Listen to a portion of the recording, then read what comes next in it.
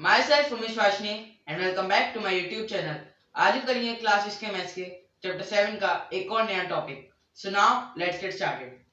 सो आज जो टॉपिक सीखेंगे वो है equivalent fractions and simplest form of fraction. Simplest form fraction की, ठीक है। तो इक्विवेलेंट फ्रैक्शन समझने के लिए पहले हम सिंपलेस्ट फॉर्म समझ लेते हैं। सिंपलेस्ट फॉर्म क्या होती है? जिसमें न्यूमरेटर, फ्रैक्शन में दो पार्ट्स होते हैं, numerator and denominator. Numerator and denominator, इनमें कोई भी कॉमन फैक्टर ना हो। वन के अलावा इनमें कोई भी कॉमन फैक्टर नहीं होना चाहिए न्यूमरेटर और डिनोमिनेटर में। तब वो फ्रैक्शन एक सिंपलेस्ट फॉर्म होगी उस फ्रैक्शन की। सिंपलेस्ट फॉर्म में होगा वो फ्रैक्शन अगर न्यूमरेटर और डिनोमिनेटर में no common factor other than one के अलावा कोई भी कॉमन फैक्टर नहीं होना चाहिए न्यूमरेटर और डिनोमिनेटर में। कैसे? देखो 2/3 है, 2 के फैक्टर्स क्या है? 1 2 1 1 3। 1 तो कॉमन फैक्टर हर दो नंबर के होंगे। 1 तो कॉमन फैक्टर हर दो नंबर के होंगे, लेकिन 1 के अलावा कोई कॉमन फैक्टर है नहीं। तो ये मतलब ये फ्रैक्शन सिंपलेस्ट फॉर्म में है। ये फ्रैक्शन सिंपलेस्ट फॉर्म में है, ठीक है। अब मान लो जैसे 4/6, 4 के फैक्टर्स क्या है? 1 2 4। इसके क्या है? 1 2 3 6। 1 कॉमन फैक्टर है, 1 तो हो गई, लेकिन 2 भी है, इसमें 2 भी है। इसको आप सिंपलेस्ट फॉर्म में कर सकते हो। कैसे?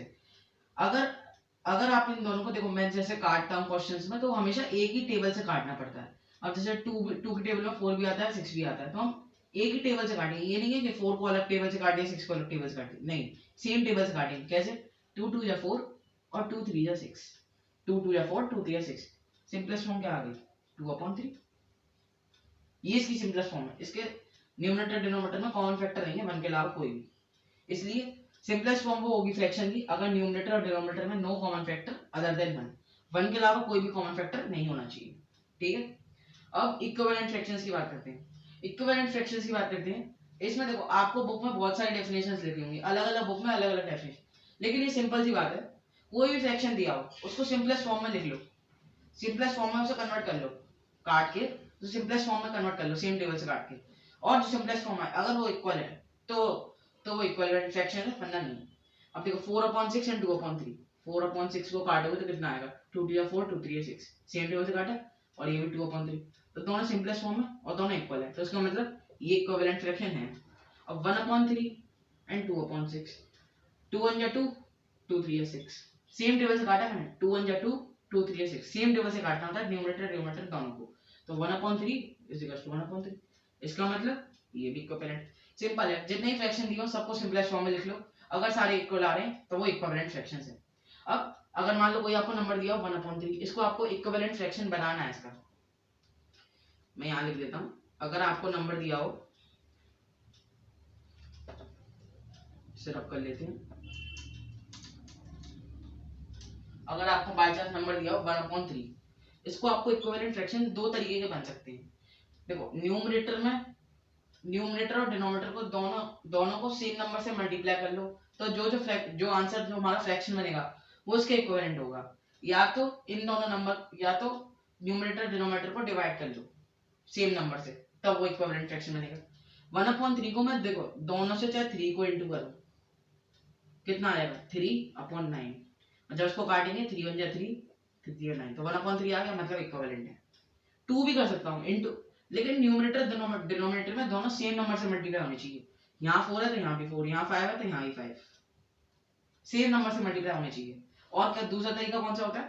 मान लो 4/6 है, सेम नंबर से डिवाइड करो, न्यूमरेटर डिनोमिनेटर को सेम नंबर से डिवाइड करो। कैसे?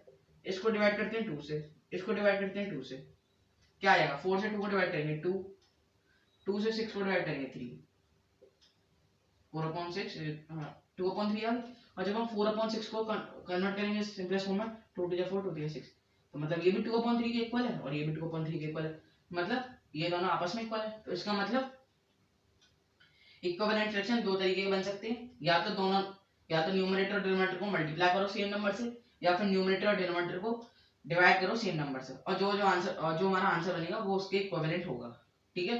इक्विवेलेंट क्या होते हैं? सिंपली आपको बताने, अगर दो फ्रैक्शन इक्विवेलेंट है कि नहीं, या दो से ज्यादा, 3 4 जितने भी हो, सबको आप सिंपलेस्ट फॉर्म में कन्वर्ट कर लो, सिंपलेस्ट फॉर्म में आपको सेम टेबल से काट के आप कन्वर्ट कर लो सिंपलेस्ट फॉर्म में, लेकिन न्यूमरेटर डिनोमिनेटर को दोनों सेम टेबल से काटना है, सेम टेबल से काटना, सिंपलेस्ट फॉर्म में कन्वर्ट कर लो। अगर सारे सिंपलेस्ट फॉर्म में सारे सेम है, सारे सेम फ्रैक्शन है, इसका मतलब वो सारे फ्रैक्शन इक्वल है। अब जैसे 12/36 है ना, 12/36 है और 2/6 मान ली, 2/4 मान लेते हैं, क्या ये इक्विवेलेंट है? देख लो, 2 1 2, 2 2 4, 12 1 12, 12 3 36, यहाँ 1/3 आ रहा है और यहाँ 1/2 आ रहा है सिंपलेस्ट फॉर्म में करके, तो क्या ये इक्वल है 1/3 1/2? नहीं, इसका मतलब ये इक्विवेलेंट नहीं है। सिंपलेस्ट फॉर्म में कन्वर्ट करके अगर दोनों इक्वल हो तो इक्विवेलेंट फ्रैक्शन है, सिंपलेस्ट फॉर्म में कन्वर्ट करके वो इक्वल नहीं है तो वो इक्विवेलेंट फ्रैक्शन नहीं है। और सिंपलेस्ट फॉर्म क्या होती है कि न्यूमरेटर और डिनोमिनेटर में कोई भी कॉमन फैक्टर नहीं होना चाहिए अदर देन 1। 1 तो हर किसी का कॉमन फैक्टर होता है, लेकिन 1 के अलावा और कोई दूसरा कॉमन फैक्टर नहीं होना चाहिए, तब वो तब उस फ्रैक्शन को हम कह सकते हैं कि वो सिंपलेस्ट फॉर्म में या फिर लोएस्ट फॉर्म में। ठीक है, ये तो आज का आपका topic, equivalent fractions and simplest form.